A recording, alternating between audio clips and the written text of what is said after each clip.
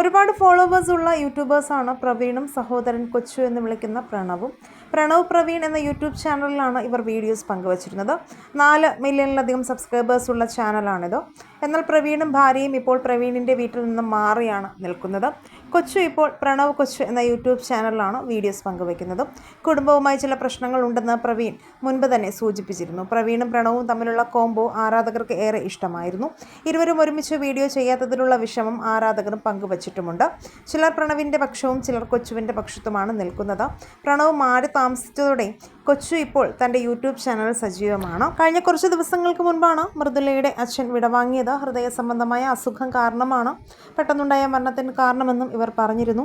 ഈ അവസ്ഥയിൽ മൃദുലയെയും പ്രവീണിനെയും ആശ്വസിപ്പിക്കാൻ ഈ പിണക്കം മറന്ന് പ്രണവും അച്ഛനും അമ്മയും ഒക്കെ എത്തിയതും വലിയ രീതിയിലുള്ള വാർത്തയായിരുന്നു. അച്ഛൻ്റെ മരണശേഷം പ്രവീൺ ഇതുവരെയും യൂട്യൂബിൽ വീഡിയോ ഇട്ടിട്ടില്ല. അതുപോലെ തന്നെയാണ് പ്രണവും. മൃദുലയുടെ അച്ഛന് അത്രമാത്രം എല്ലാവരെയും ഇഷ്ടമായിരുന്നു. ഇവർ തമ്മിൽ യാതൊരു പ്രശ്നങ്ങളും ഉണ്ടായിരുന്നില്ല. പ്രവീണും പ്രണവും മൃദുലയും തമ്മിലുള്ള പ്രശ്നങ്ങളാണ് ഇതിലേക്ക് വഴിവെച്ചത്. പക്ഷേ കുടുംബങ്ങൾ തമ്മിൽ യാതൊരുവിധ പ്രശ്നങ്ങളും ഇല്ലായിരുന്നു എന്ന് വേണം കരുതാൻ.